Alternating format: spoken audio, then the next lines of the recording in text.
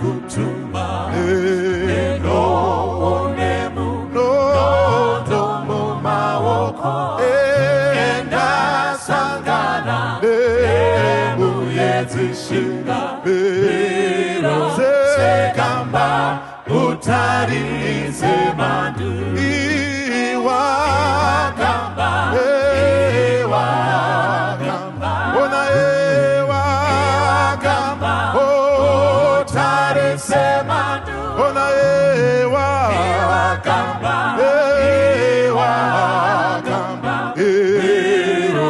sekamba utarize mandu kana mungozi chenjerangwarira usatokere hakuna chishangu wakade weni maunga wakunde sekamba utarise mandu ona ewa kamba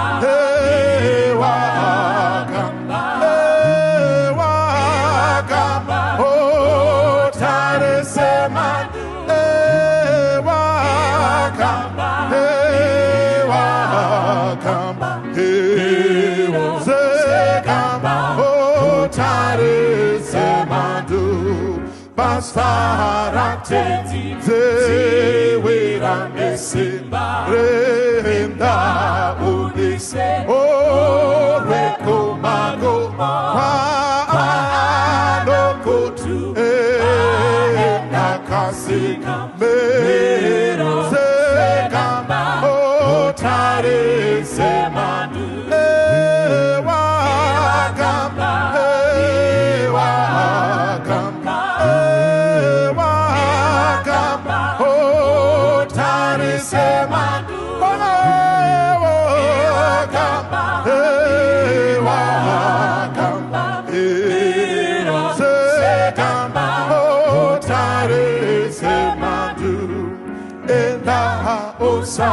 Tezi alipeshwa ano patisi leko kunyarata rodo rakese karwezi mbukwenda sekamba otare semandu ona ewa kamba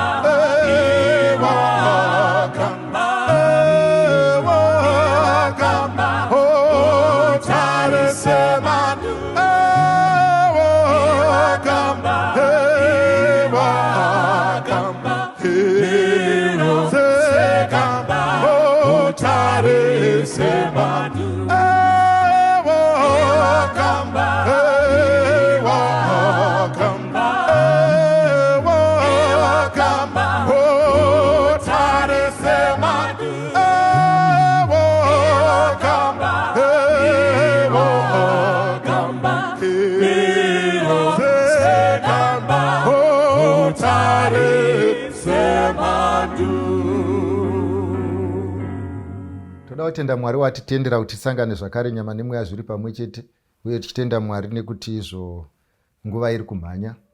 Zuro unoi kwainaya, tikapinda tikapiswa, iye zvinezvi takutotonorwa, ende zvinotiburitsira pachena kuti hakuna chinogara. Zvinhu zvese zvinouya zvinopfuura, zvinhu zvese zvine nguva yazvo. Saka pandine ndichitaura, munamato wangu ndewekuti dei tingarangarire nguva, tingazive where we are in control and where we are not control. Tingazive what we can change and what we cannot change. Tingazive nguva yekupinda uye tizive nguva yekubuda. Uzive nguva yekuti yes nenguva yekuti no. Munamato wangu vanangu mukati mezuva ranhasi, dei Mwari angatibatsira tizive nguva. Ndokukumbira kuti paunodida uchipinda mumastreets, paunoswera uri paFacebook wakararama nhede, paunoswera uchirota nekurotomuka, ndokumbira kuti uzive kuti izvo nguva haizi mumaoko mako. Nguva inokontroliwa nedenga uye nguva haimiriri munhu. Do you know whether uri kuchema kana kuti whether uri kufara? Whether wapromiswa kana kuti hauna kupromiswa? You can never bring time to a standstill.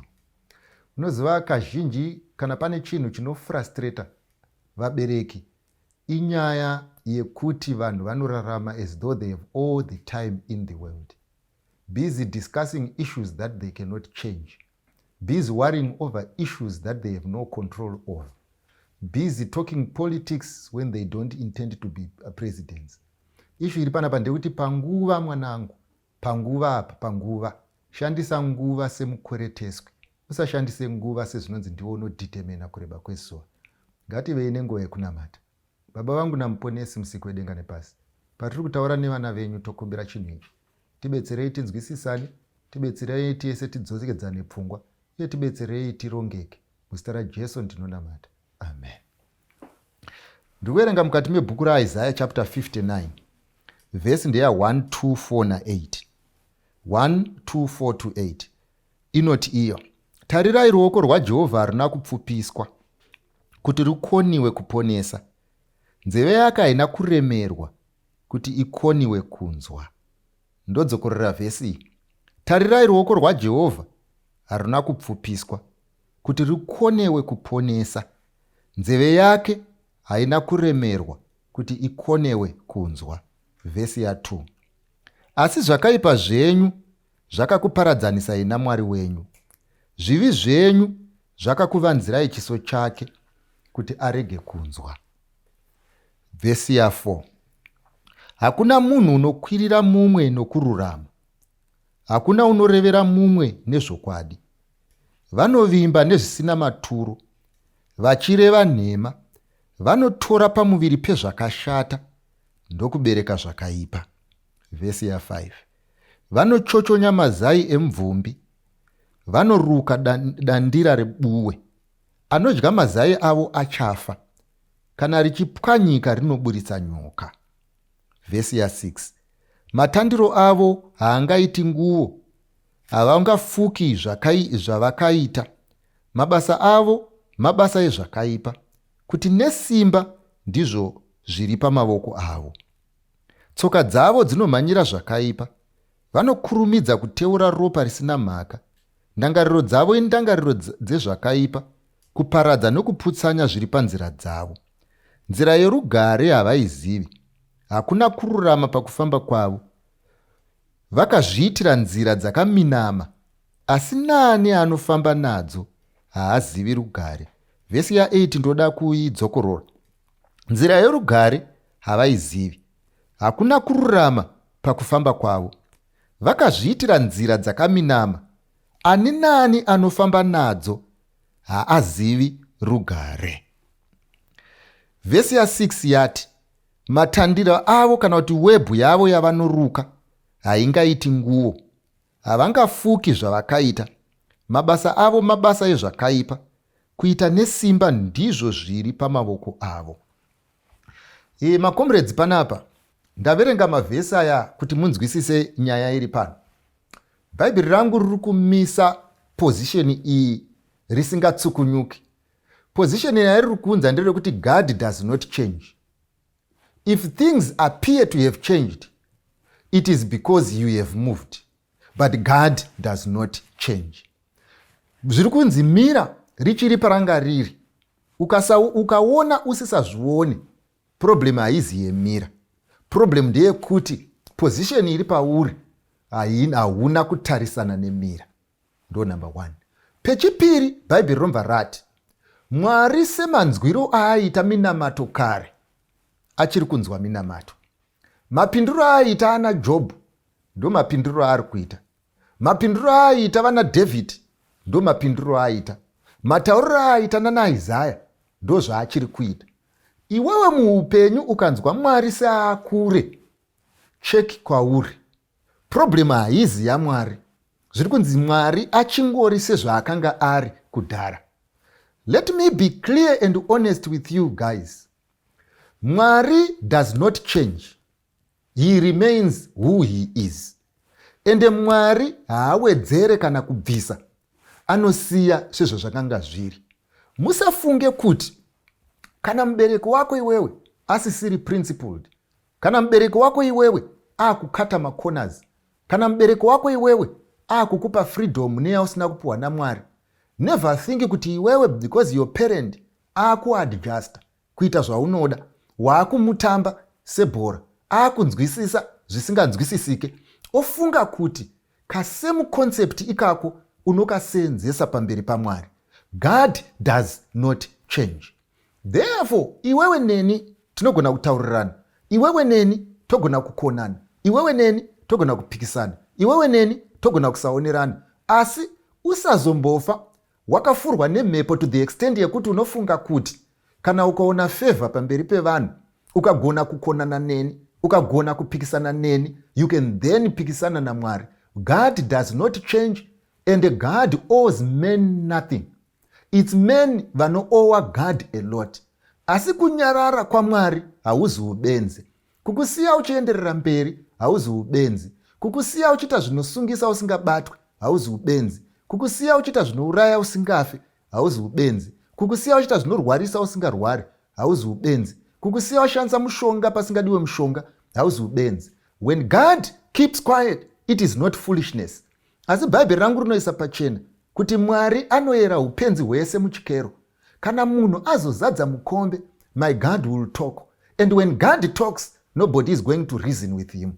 Therefore, when we talk here, inini handigone kukuti inini ndikuudze zvinhu zvekuti newe tiwirirane, iwewe undiite celebrity, iwewe undiite munhu kwayo, iwewe undipe mbiri, pamusana pekuti mangwana makuseni uchazomira wakatarisa kumasure uchiuya ticha aiti kuri kutonhora hande yetinodziya zuva panzvimbo yekudzidzisana aita saticha anonakidza, saticha anonzwisisa, but vekuCambridge havazive izvozvo, vezimseka havazive izvozvo, vanenge vakamirira kuti uzoprodusa maresults. Saka hatinyengerane pachinhu ichi, tinotaurirana zvokwadi inogara nekusingaperi. And like I told you, here we only preach the truth as it is in Jesus. Therefore, you take it or you leave it, but Bible riri kuti God does not change. Asi zvakaipa zvedu ndo zvine problem. Ende issue iri pano, sei ndiri kuverenga vhesi iyi. Manzwa vhesi inoi iri kutaura kuzvikanzi izvo vanoruka madandira ezvinhu zvisinganzwisisiki. Sekunge hembe dzacho vachadzipfeka, nyamba hadzipfekeki. Zvikanzi advice yavanopa, vese vachaitora havazovi nerugare. Vanotaura zvinhu zvinenge zvine common sense, nyamba hazvina common sense. Ukatasa zvinhu zvacho zvinenge zviri kureva zvine zvazvinoreva, nyamba hazvireve chinhu. Hama nehanzvadzi, vanun'una uko, makomrades, taneta netumwe tupfungwa turi kugena popularity sezvinonzi turi popular. Nyamba by the end of the day hatufanirwe kupopularizwa. Taneta nemamwe maonero anoita kunge ane sense, nyamba haana sense. Taneta neimwe type yereasoning inoita kunge zvinonzi muri kufunga, yeti zvinhu zvamuri kufunga zvakatofungwa kare. Kana uchipinda muexamination uchinzi izvo iwewe prove the theory yaPythagoras, hazvisi kunzi prove Pythagoras wrong, zviri kunzi Pythagoras akatoya nechinhu ichi ndo chitoripo. Iwewe prove kuti izvo uri kuzvinzwisisa here kana kuti hausi kuzvinzwisisa. Saka tumwe tupfungwa twapa napa uto ndo tupfungwa tatunoda kubata pahuro nhasi. Timake sure kuti kana uchinge uchizozviita hauna justification. Tuma ideas twandiri kuitaura nezvako ndezvekuti izvo ukatarisa ndai nguva zhinji nyaya iyi yairamba ichisafesai ndichingoisiya ndaifunga kuti ifani, but I've realized pandakaenda kuchechi musi weSabata kuti nyamba iyi ipfungwa yakatekeshera muvanhu. Pfungwa yekuti kudii, vanhu vanoti zvikanzi izvo kana ukadanana nemukomana mukasarara mese, argument iripo ndeyekuti kana munhu achinge azokuroora ozoona kuti zvinhu iwewe you cannot perform in bed, unenge waruza, because Bible rinoti hapana kurambana. Saka zviri nani ndezvekuita road test usati wasvika pakunoroorwa, onzwisisa kuti munhu uyu ane capacity here, then mozopfuurira muchienderera mberi. Ende ukanzwa nyaya yacho ichitaurwa inoita seyakarongeka, ukanzwa nyaya yacho ichitaurwa inoita seine musoro, ukanzwa nyaya yacho ichitaurwa inoita sezvinonzi pane zvarongwa, ukanzwa nyaya yacho ichitaurwa nzi mukomana akati ndinokuroora ehe, but how do I know whether you are going to satisfy me or you are not going to satisfy me? So by the end of the day ndo tumwe twetupfungwa tatoda kuti titaure nezvazvo, kuti izvo ndinodzokorora ende ndoramba ndichidzokorora. Vanhu kana vachinge varoorana, vanhu kana vachinge vakugara vese, sex life does not constitute the greater percentage yeupenyu hwevanhu.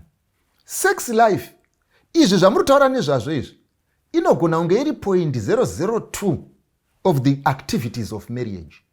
But chiri kuitika ndechinoti, nekuda kwemedia, nekuda kwematelevision, nekuda kwezvinhu zvamunoverenga mumabhuku, nekuda kweimagination, people have blown sex out of proportion to the extent yekuti izvo people are prepared to give anything for sex.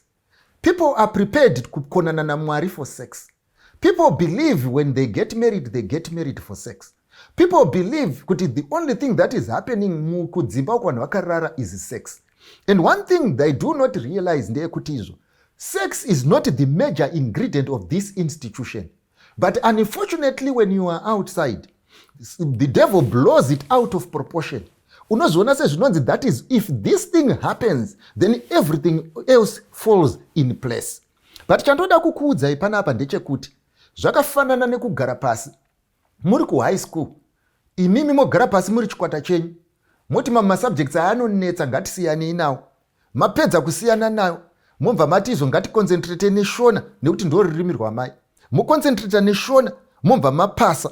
Mapedza kupasa shona, you get the point. Mapedza kupasa shona, mochiti izvo but taakuda kuenda kumedical school. Pamusana pekuti izvo shona takapasa, zvimwe zvese zvakanga zvisina basa. Concentrating on sex, assessing the sexual behavior yemunhu, kurara nemunhu, zvakangofanana nekuconcentrate neshona une masubject 12, mamwe 11 utaona basa. And after that what ndinoda kuenda kumedical school. I am telling you, nyange wakakunzwira tsitsi, nyange une munamato wakasimba, kunze kwekuita ng'anga, you cannot go to medical school. Why? Because you are not qualified to do that.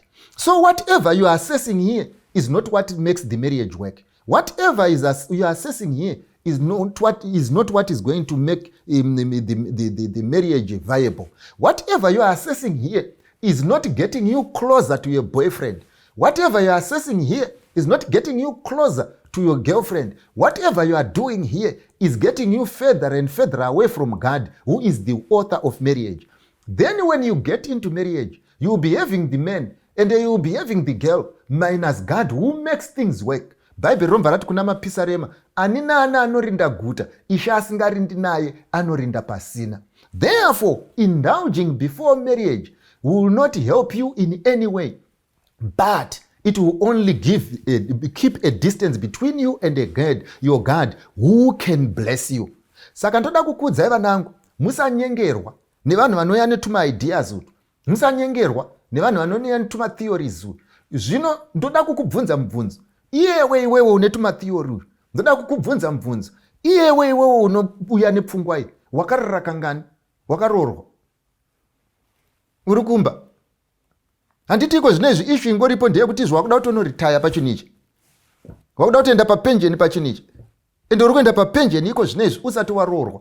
Uri kuenda sei papenjeni usati waroorwa? Because you believed foolishness. Ndo zviri kutaurwa panapa neBhaibheri kunzi izvo vanochechenya mazai enyoka. Zvikanzi uye anodya mazai iwayo achafa.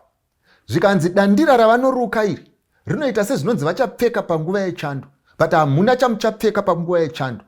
This idea yakangofanana neidea yekuda kunyeperana, kufadzana mukati menhema. Unoziva zvai zvinoitika, ndoda kukuudzai kare, vakakurira mugeto kana kumusha uko munozviziva, basa raive rekurwa. Vanhu vanga vasingarwi pamusana pekuti vadenhana zvine mutsindo. Vanhu vaingorwa because ndo yaingo game racho, ndo yaive pastime kurwa.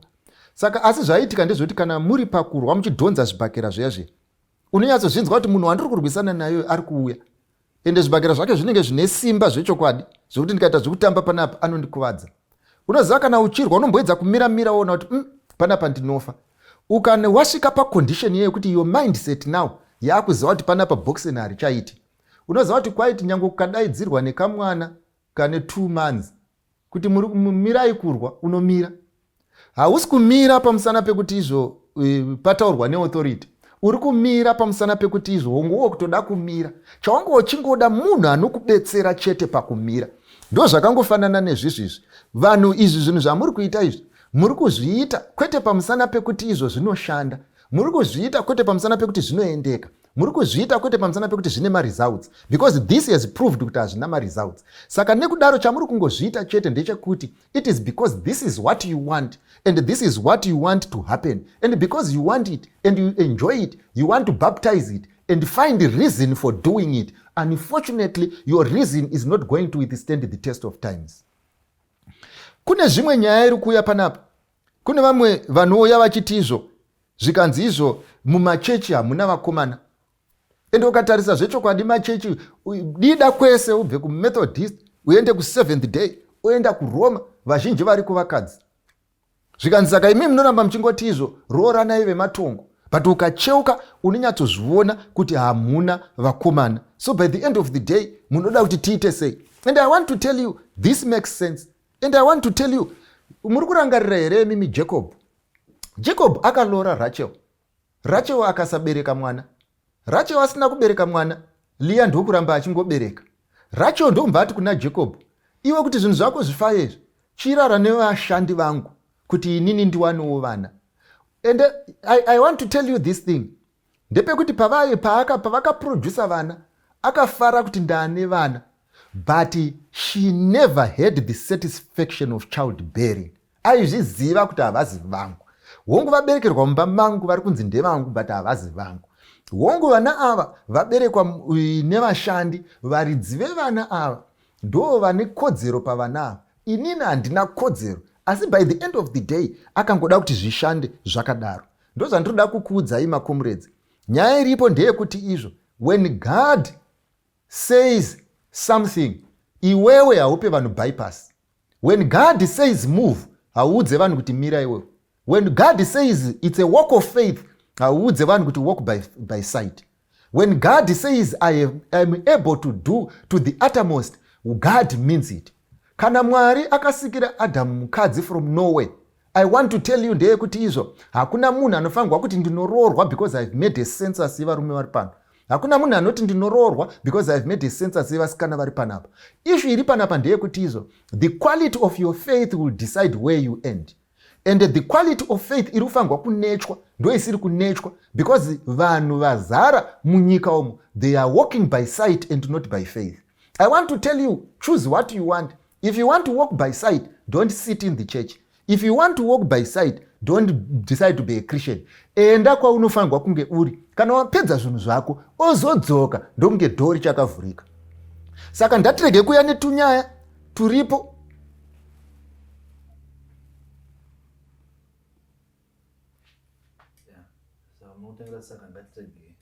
Okay. Saka ngatirege kuruka tunyaya twatinoya natwo takagara tichifunga kuti tiri kufunga.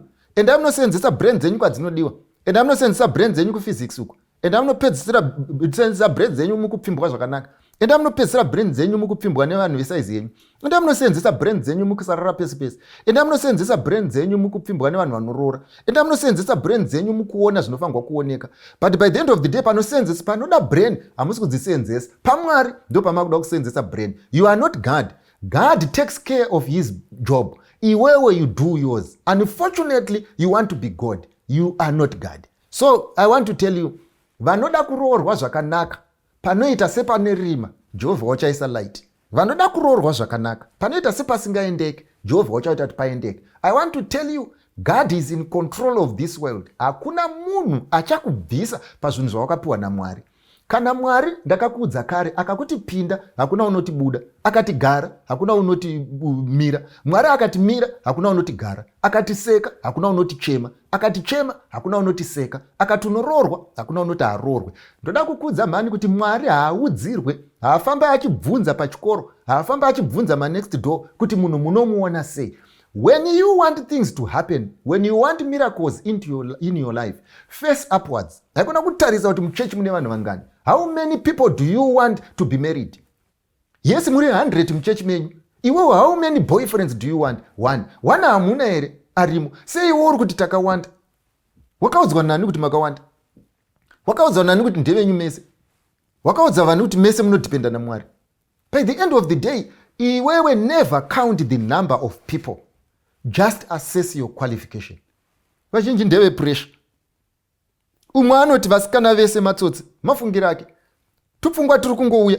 umwe woti ukaramba sex unoramba, tupfungwa turi kungouya. Umwe woti izvo ndakurisa, tupfungwa turi kungouya. Umwe woti ukasaroorwa pa24 hafu wakaroorwa, tupfungwa turi kungouya. Umwe woti izvo vanhu vari kuti isusu muri kutiti izvo ndatizvichengetei, asi vamwe vanhu vasiri kuzvichengeta. Ngati munhu wese ndatingozivai kuti munhu ari kudawo mhandara ngaave jaya. Haizi nyaya yekuti munhu akakanganisa, munhu wese ngaakanganisa. Two wrongs do not. Munhu wese chengeta zvaunofanirwa kuchengeta. Kana wafunga kuita musecurity, unochengeta zvepakambani penyu. Hauti iwewe kuchibuku kwakabiwa wani, saka inini kuno muruda kundibvunza kuti sei kwabiwa.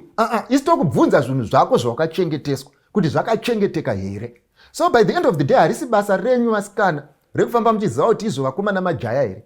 Uye harisi basa revakomana rekuziva kuti vasikana vese majaya here. Basa riripo remunhu nderekunzi iwewe chengeta zvawakachengeteswa.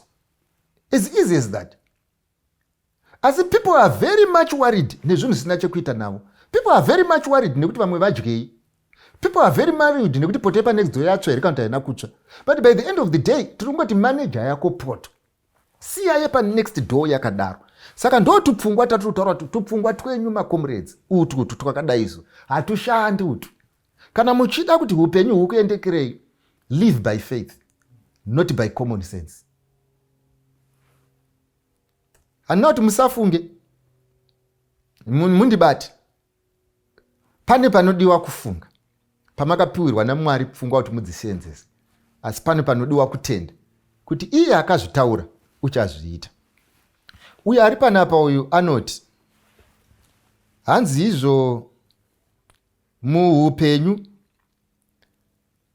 hazvisi zviri nani here to concentrate on the positive, ndiri kuparaphrase but mubvunzo ndizvozvo, than to concentrate on the negatives. Zvaari kuedza kutaura izvo ndofunga zvakambobvunzwa neimwe nzira neumwe munhu kuti ari kuti izvo hakuna munhu anoita zvakanaka zvese, anoita zvimwe zvakaipawo.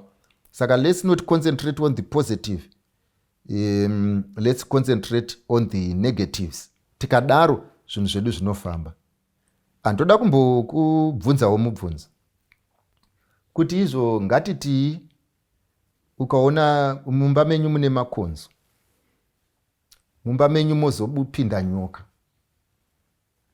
unoiuraya here uchiitira kuti pamwe ingarume munhu, oro unoconcentratewo papositives yekuti ingangobata makonzo? Anditi toda kungodzoka pakuconcentrata on the positive. Tosiya nyoka dzese dziri mumba nekuti positive iripo ndeyekuti makonzo achapera. Number 2, toda kumbokubvunzai, pandonzwa muchitaura zvepolitics apa, muchitaura mabato anotonga zvakaita sana ZANU-PF, ko munodi kugarawo pasi muchishandisa iyoyi pfungwa yekuconcentrata on the positive, murega kuconcentrata on the negative? Handiti munhu wese angadei ari weZANU. But why is it that kune vamwe vasiri veZANU, vamwe ndeveMDC, vamwe ndevechii? Pamusana pekuti muupenyu you look kumasides kwese kwezvinhu. Ngatisanyengeranai tichiti no, let's concentrate on the positive and life becomes positive. Pachinhu ichi hapana izvozvo. Pachinhu ichi panoda kuti umeke sure kuti uzive zvausingagone kugara nazvo. Hausi kungonoasesa zvaunogona kugara nazvo, izvozvo unozviziva. Izvi iri panapa ndekuti unofanirwa kuziva zvausingazogoni kugara nazvo. Whether munhu achifunga kuti hazvina basa kwauri zvine basa. Umwe munhu anogona kufunga kuti izvo kutsenga akashama muromo hakuna basa. Iwewe kana kwauri kune basa, you concentrate on it because pane basa. Saka ukangoti ngatiranei pamapositives, munyaya iyi unenge warasika. You need to know things as they are. You need to know. You need to know that which will affect you. Uyu ari kuti izvo, ari kudzokorera panyaya yandakataura last time yekuti izvo vanhu roranai vane kutenda kwakafanana. Vanoda zvemashavi, mashavi. Vanoda zvezvigure, kuzvigure. Vanoda kunamata, mukunamata. Zvakanyanyisa kunaka kuti pasaite cross pollination yema beliefs. Saka ari kuti izvo ingawani vanhu vari kuroorwa kwese kwese, vari kungochata vachitonamatirwa vachitoenda. Zvandoda kukudza mwanangu ndezvekuti izvo zvivindi kuti uri kutengesa mbanje kotanga nemunamato, uchiti Mwari akati usatengerwe unotengerwa, akati utengerwe unositengerwe. Saka woda kuti Mwari auye kukukomborera pakutengesa mbanje dzako. Iwe unonyatsozviziva kuti munamato waita hako, but munamato haushande. Kutoita kwauri kuita uko kutoninipisa Mwari Musiki wedenga nepasi. Saka ndoda kukudza kuti kana musafambe muchiverenga vanhu vese vari kunamatira mbanje dzavo kuti dzifambe. Ende futi handinamboti ikoko mbanje dzacho hadzisi kudhaka. Asi by the end of the day, let's not drag God into this thing. Because Mwari akataura position yake. And what does the Bible say? Bible rinoti panzvimbo mbiri. Yekutanga rinoti ko chiedza nerima zvingafambidzane here unless they are agreed. Ndo number 1. And the Bible rinoti Mwari achitaura anoti izvo iwewe usarodze vana vako kundudzi dzisingazivi Mwari. So by the end of the day, that is the principle that we use. We don't use the principle of convenience. Uyu ari kuti toitawo sei nemunhu ari muabusive relationship but haazvioni, tingamubatsire sei? Ndo zvaari kubvunza. Ini ndoda kuti ndikokutaurira, handisi kutaura kungotaurawo, hapana munhu wandiri kushora. Ndakaona vanhu vachitaura nezvaTB Joshua mazuva apfuura, vachiitisana naro. Vamwe vachitanga ari munhu akaipa, vamwe vanga vachitanga ari munhu akanaka. Vamwe vachitanga akaipa, vamwe vachita akanaka. Vamwe vachifara nazvo zvekunzi akaipa, vamwe vachitsamwa nazvo. Vamwe vachiti munhu waMwari, vamwe vachiti hasi munhu waMwari. Ndakaramba ndakangoteerera zvangu. But nekuti chandaiziva ndechekuti assessment yavari kuita yaTB Joshua is no longer necessary because he is now a dead man. Whether mukamuti akashata, whether mukamuti akanaka, TB haasi sipo, TB atorova pasi. Asi assessment idzi dzamuri kuita vanhu vafa ndo dzamunofangwa kuita vanhu vari vapenyu. Kakuongorora kamuri kuita vanhu vafa ndo kamunofangwa kuita vanhu vari vapenyu. Vese vanhu vavo kana vari vapenyu munenge makati zi, kana vangofa moti aiti repa.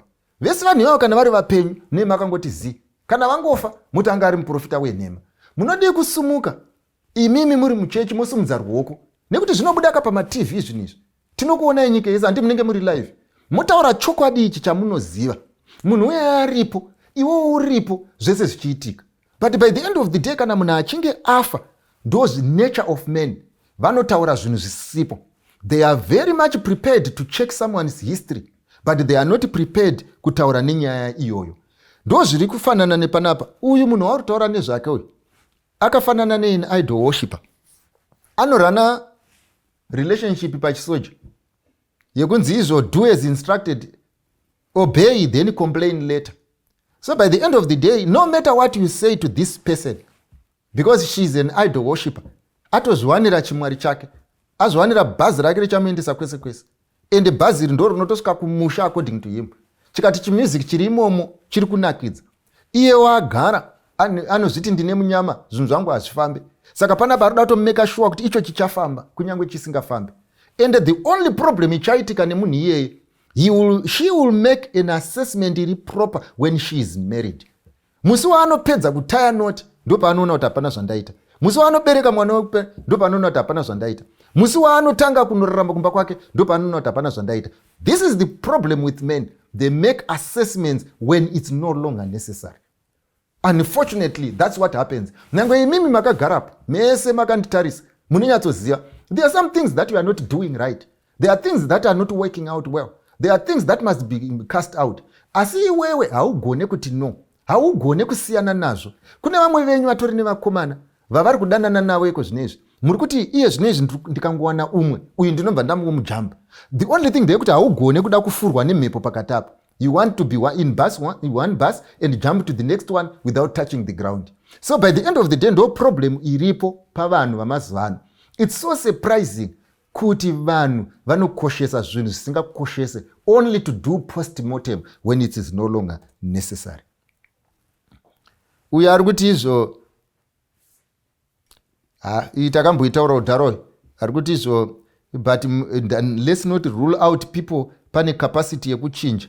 Ndakakudza kudhara iwewe ndoramba nchidzokorora. Bhaibheri rinoti pane here angaburitse chakanaka pane chakaipa, roti hapana. The only person ane capacity to change men is God, and you are not God. Saka iwewe by the end of the day, don't ever think you are going to change anyone. Nobody owes you any change. Ndapedza newewe. Uyoti izvo munoramba muchingotaura nyaya yekuti izvo yemari nepfuma. Ko varombo havacharoori here? Kana uri murombo hazviriwo kuti zvinoreva here kuti izvo haukwanisi kugara nemukadzi zvakanaka? Ndomungaringotaura nenyaya yatinogara tichitaura kuti izvo when you cannot provide for kids, do not produce kids. When you cannot provide for a lady, do not marry. Saka ari kutaura kuti zvinoisi varombo toita sei? Kana tichitaura nevarombo toda kutanga ndakujekesera kana brain dzako dzichipanana moto. Murombo hazviriwe munhu asina chaanacho. Ndozvaunofanira kuziva. Kana tichitaura kuti apa pane vapfumi, apa pane varombo, zvatirikuedza kutaura ndezvekuti izvo varombo vane zvishoma.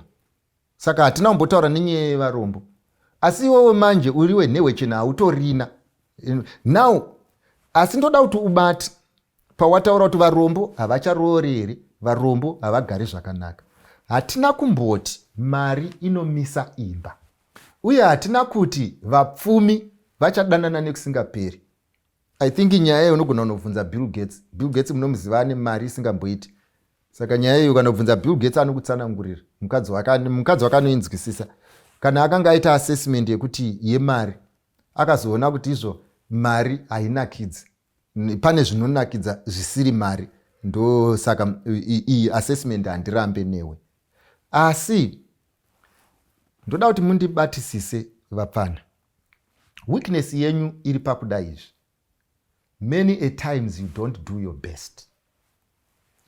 Unoziva, pataikura kare, haasi munhu wese aive nemota. Asi kwainzi kana munhu akuenda kunosununguka.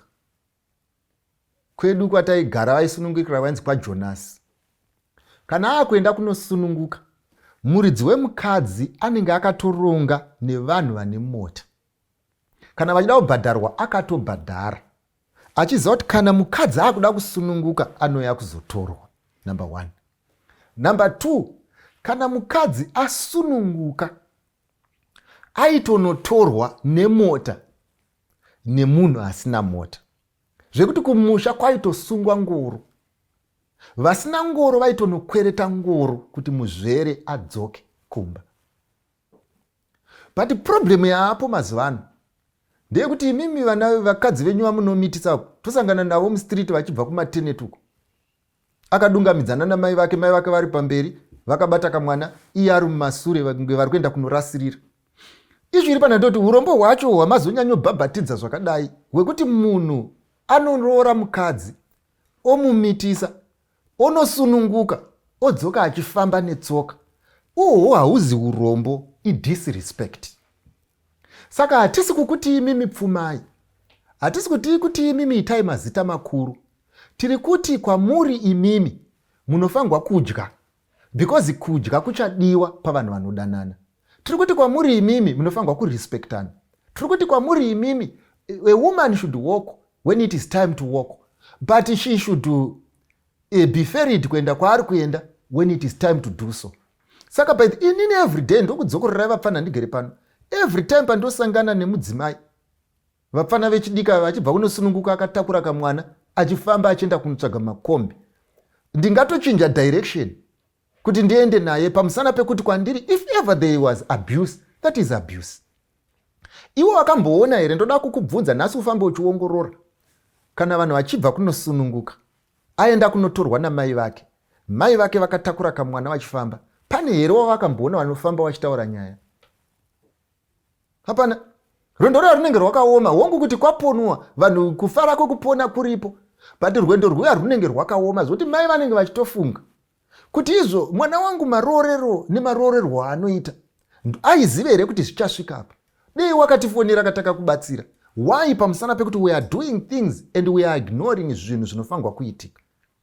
Ende vamwe vasikana ndoda kumva ndakubudirai pachena mheno. Ndaitaura neumwe mufesi mumazuva apfuura achitaura nenyaya yanzvadzi dzake. Zvikanzi marorerwo yanzvadzi dzangu anondishamisa ini. Hakuna kana one akambororwa nemunhu ane mota. Vese vakangororwa nevarombo asi unoshaya kuti vanotsarudzirwa here zviri kufamba sei. Asi kuti anobvunza hanzvadzi dzake haagoni. Ende matimambozvona zvinoita sezvinonzi munyama, zvinoita sezvinonzi hamenoti chii. Nyatsoongorora, inoda kuti uongorore iwewe kumba kwenyu nyatsoona. Ukaita stats dzacho, ukada kuanalyza vakuwasha vako, unogona kuona kuti izvo hanzvadzi dzako hamenoti mindset yadzo yakafanana nei. Pamusana pekuti ari kumasure kuti haasi kuona here kuti varume hatisi kuti vane chakaipa havo pavari, but type yacho but mese inenge ingori type imwe chete. Why? Pamusana pekuti kwamunoswera ndo kunodecide zvinhu izvi. Mindset yenyu pamaipega ndo inodecide zvinhu izvi.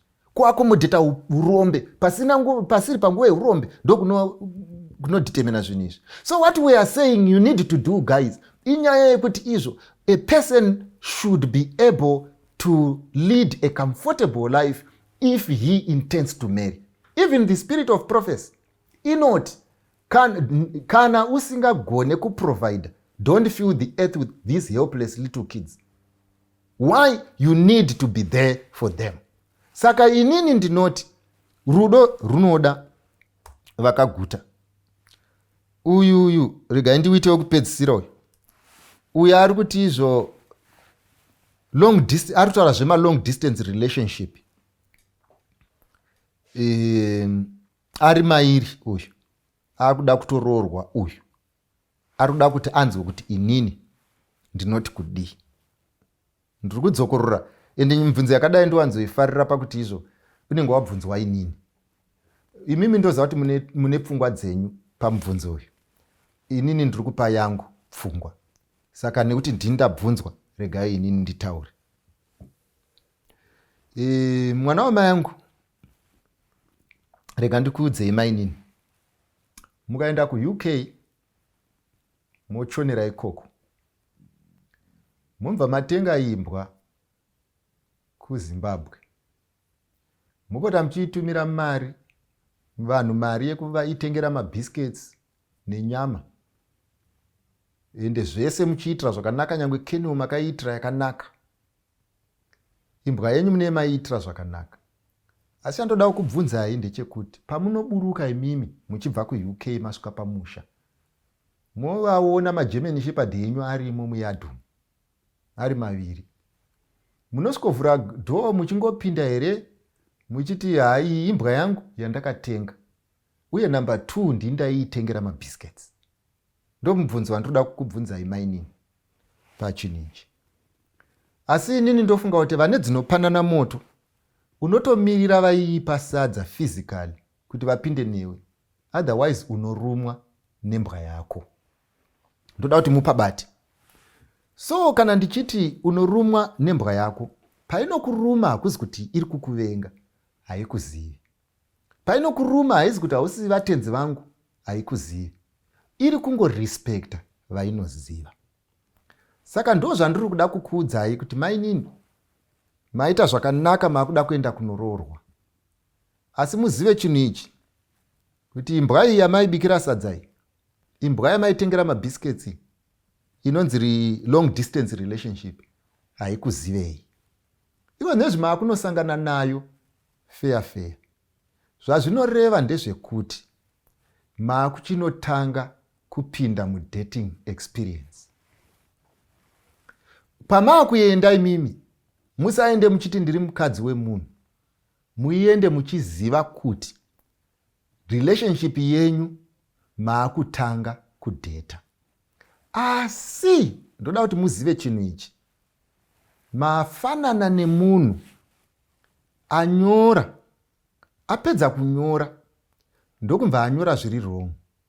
Paabuda panze ndokutora bhuku rake rehistory kwakutanga kuverenga. Akuverenga manje oona kuti zvandanyora zviri wrong. Haafanirwe kurwadziwa. anofanirwa kuziva kuti kuverenga kwaakuita haachaverengera kupasa, akuverengera information. Saka ndo zvakafanana nedating experience yamaakunopinda. The bad that you are going to see, the evils that you are going to see, mashatiro ese emunhu uyu, ngonono dzose dzamuchanzwa dzetsika, pamuchaona kuti haaite anopopota anodii, muzive chinhu ichi, nekuti matanga nekuroorwa, iko zvinezvi maakunodheta, maakungonozviitira information. Kuti muzive kuti imbwa yangu inoda mabhonzo here kana kuti haidi mabhonzo, inoda zvakati here kana kuti haidi zvakati. Hamuzi kuenda kunochinja munhu, imimi maakuenda to adjust and suit the situation. Therefore, kana maito mhanza mukanoona richifita, kunyange musida kumboritry, Jehovha akudzwe. Kana maito munyama, sevazhinji venyu vekunoona dzichishinya, mungopota muchiti izvo pamunenge marwadziwa, mumbobvisa bhutsu dzenyu, asi musarasi nekuti ndo dzatopo. Now you are going for dating. Kune vamwe vese vageroko vanangu, makatopinda muchinhu ichi. Kune vamwe vese vageroko vana vangu, makatopinda muma long distance relationship. Kune vamwe vese vageroko vana vangu, vakatoroorwa nevanhu vanga vasingazive. Ndoda kukuudzai chinhu ichi. Chinhu chamunofanirwa kuziva kubva zvino ndezvekuti maiudzwa paFacebook kuti zvinoshanda, maiudzwa nevanhu kuti zvinoshanda, kana nemiwo maiti zvinoshanda. Chiitai zvishande. Chiregai manje iko nezvekuda kutsamwa zvekunyepera. Chiregai kuda kuti ndishandisa common sense zvekunyepera. Chiregai kuda kutanga kufunga nguva yekufunga yapera. Nguva yamave manje ndeyekuti chinhu chiyacho chamakabatsira kuvaka vanhu vakuru vaviri, itai kuti chishande. Chinhu chamakariritira vanhu vakuru vaviri, itai kuti chishande. Nekuti nyaya itaitaura mukati imimi you want to be pioneers of change. Be pioneers of change. Chiitai kuti chinhu chenyu chishande. Isusu musati kukudzvinyirirai kana tichiti ngachishande. Isusu musati izvo hatinzwisise kana tichiti ngaishande. Isusu musati izvo we are refusing change kana tichiti ndatichande. Isusu tiri kukutsigirai papfungwa yamagara mungori nayo nekuti chinoshanda. Chiitai kuti chinhu chenyu chishande. Ende chinoshanda sei? Accept reality. Chinoshanda sei? Accept you have been beaten to the bone. Chinoshanda sei? Accept you are now a married woman or a married man. Chinoshanda sei? Accept kuti izvo ndatobirwa. Chinoshanda sei? Accept kuti izvo ndasangana na conman ndatambwa. Chinoshanda sei? Accept kuti izvo zvandatotenga ndo zvatoo zvangu. Chinoshanda sei? Ndechekuti ndafurirwa nemahwinda achinzi bhazi raakuzara, nyamba hakuna kana munhu 1 ndindega ndasara ndirimo. Chinoshanda sei? You should learn to swallow your pride. You should say, this is now what I bought. How do I get the best out of it? This is the advice that I can give you. Otherwise, chinhu ndechenyu, chitei kuti chive izvozvo. Asi kune vana vangu vachangopinda, ndoda kuramba vachiri kunze, ndoda kuramba ndichingokuudzai, musateerere nyaya dzepa-app, musateerere nyaya dzepa-Facebook, musateerere history nematestimony evanhu vasingazivi, usateerere nyaya dzanatsuro nagudo, usateerere tunyaya tusina nebasa rese. Upenyu ndehwako. When you are making an assessment, make your own assessment. Ngaisazembera pane yamachando, ngaitazembera pane yadhuve, make your own assessment. Ndodzokorora zvangu. Upenyu ndehwako. Uye upenyu hauna reverse. Saka zvaunenge wafunga kuzviita, ukazviitira zvakanaka, wazviitira. Ukazviitira zvakaipa, wazviitira. Saka munhu sarudza zvakakunakira. Ngatinamatei. Ishe namuponesi maita enyu, ndokumbira kuti dei mukatendera kuti vana venyu vakunzwisise kuti muri Mwari, hamuzi shamwari yavo. Uye vanzwisise kuti imimi munovashuvira zvakanaka. Muzita raJesu ndinonamata. Amen.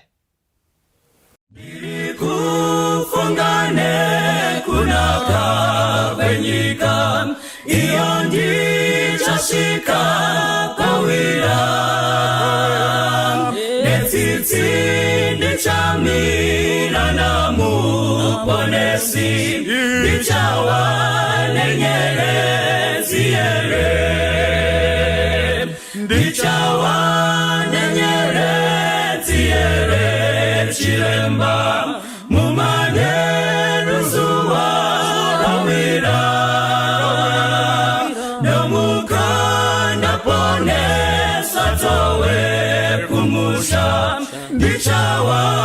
nenyerezi ere musimba natenzi ndoda kunamata ndiwe semuani weweya nyerezi yakupenya ingawe yangu pamusi unachisa kwazo ndichawa nenyerezi ere chiremba mumane rusuha rawira nomukanda pone swatowe kumusha ndichawa nenyerezi ere